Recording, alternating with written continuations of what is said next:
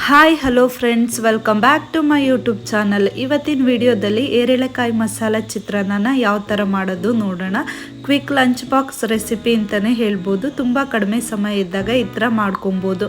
Lemon rice, normal ಚಿತ್ರಾನ್ನ ತಿಂದು bore ಆಗಿತ್ತಂತಂದರೆ ಈ ಥರ ಒಂದ್ಸರಿ ಟ್ರೈ ಮಾಡಿ, ತುಂಬಾ ಚೆನ್ನಾಗಿರುತ್ತೆ. ಇದಕ್ಕೆ ಏನೇನು ಇಂಗ್ರೀಡಿಯೆಂಟ್ಸ್ ಬೇಕಂತಂದರೆ ಸಾಸಿವೆ, ಸ್ವಲ್ಪ ಶುಂಠಿ, ಕಡಲೆಬೇಳೆ, ಕಡಲೆಬೀಜ, ಉದ್ದಿನಬೇಳೆ, ಜೀರಿಗೆ ಮತ್ತು ಒಂದು ಏರೆಳೆಕಾಯಿನ ಕಟ್ ಮಾಡಿ ಇಟ್ಕೊಂಡಿದ್ದೀನಿ.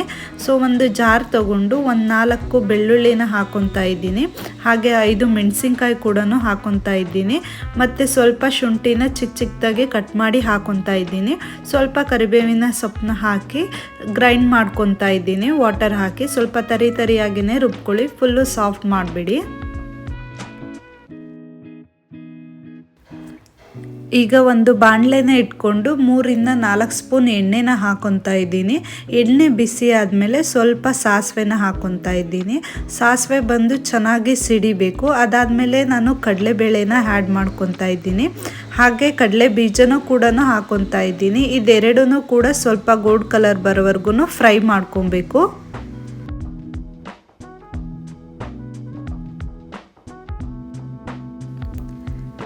ಈಗ ಇದಕ್ಕೆ ನಾನು ಉದ್ದಿನಬೇಳೆ ಕೂಡ ಆ್ಯಡ್ ಮಾಡ್ಕೊತಾ ಇದ್ದೀನಿ. ಉದ್ದಿನಬೇಳೆ, ಕಡಲೆಬೀಜ, ಕಡಲೆಬೇಳೆ 3 ಕೂಡ ಸ್ವಲ್ಪ ಗೋಲ್ಡ್ ಕಲರ್ ಬರಬೇಕು, ಅಲ್ಲಿವರೆಗೂ ಫ್ರೈ ಮಾಡ್ಕೊಳ್ಳಿ.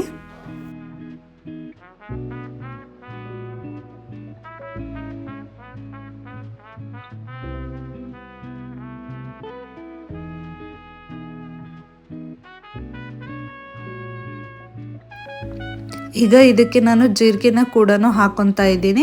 ಹಾಗೆ ಕರಿಬೇವಿನ ಸೊಪ್ಪು ಕೂಡ ಹಾಕೊತಾ ಇದ್ದೀನಿ. ಮತ್ತು ರುಬ್ಬಿಟ್ಟಿರೋ ಮಸಾಲ ಏನಿದೆ ಅದು ಕೂಡ ಹಾಕಿ ಹಸಿ ವಾಸನೆ ಹೋಗೋವರೆಗೂ ನೀವು ಫ್ರೈ ಮಾಡ್ಕೊಬೇಕು.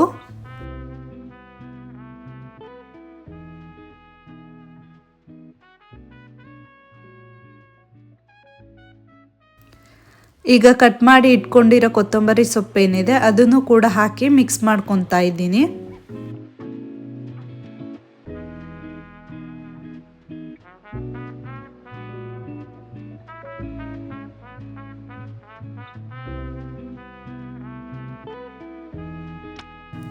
ಹಾಗೆ ರುಚಿಗೆ ಎಷ್ಟು ಬೇಕೋ ಅಷ್ಟು ಉಪ್ಪನ್ನ ಹಾಕೊತಾ ಇದ್ದೀನಿ.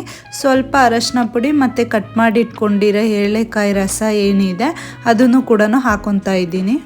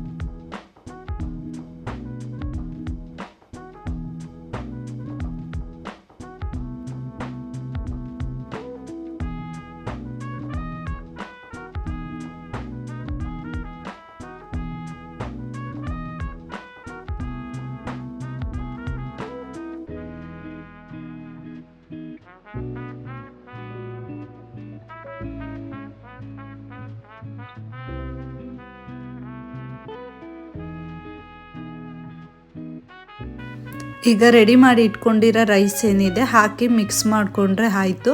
ತುಂಬ ಟೇಸ್ಟಿಯಾಗಿರೋ ಏರೆಳೆಕಾಯಿ ಚಿತ್ರಾನ್ನ ಏನಿದೆ ರೆಡಿ ಆಗುತ್ತೆ. ತುಂಬಾ ಕ್ವಿಕ್ಕಾಗಿ ಆಗುತ್ತೆ, ಹಾಗೆ ಈಸಿಯಾಗಿ ಕೂಡ ಮಾಡ್ಕೊಬೋದು. ಬ್ಯಾಚುಲರ್ಸ್ ಇತ್ತಂತಂದ್ರೂ ತುಂಬ ಈಸಿಯಾಗಿ ಮಾಡ್ಕೊಬೋದು.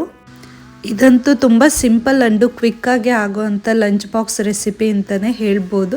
ತುಂಬಾ ಈಸಿಯಾಗಿ ಕೂಡ ಮಾಡ್ಕೊಬೋದು. ಟೇಸ್ಟ್ ಕೂಡ ಅಷ್ಟೇ ಚೆನ್ನಾಗಿರುತ್ತೆ. ಒಂದು ಸರಿ ಟ್ರೈ ಮಾಡಿ. ಹಾಗೆ ರೆಸಿಪಿ ಹೇಗೆ ಬಂದಿತ್ತು ತಿಳಿಸಿ. ಹಾಗೆ ಯಾರ್ಯಾರೆಲ್ಲ ನನ್ನ ಚಾನಲ್ನ ಫಸ್ಟ್ ಟೈಮ್ ನೋಡ್ತಿದ್ದೀರಾ ಪ್ಲೀಸ್ ಸಬ್ಸ್ಕ್ರೈಬ್ ಮಾಡಿಕೊಂಡು ನೋಡಿ. ಲೈಕು, ಶೇರು ಮತ್ತು ಕಮೆಂಟ್ ಕೂಡ ಮಾಡಿ. ನಿಮ್ಮ ಫ್ಯಾಮಿಲಿ ಫ್ರೆಂಡ್ಸ್ ಜೊತೆಗೆ ಶೇರ್ ಕೂಡ ಮಾಡಿ. ಥ್ಯಾಂಕ್ ಯು ಸೋ ಮಚ್ ಇಲ್ಲಿವರೆಗೂ ನನ್ನ ವಿಡಿಯೋನ ನೋಡಿದ್ದಕ್ಕೆ.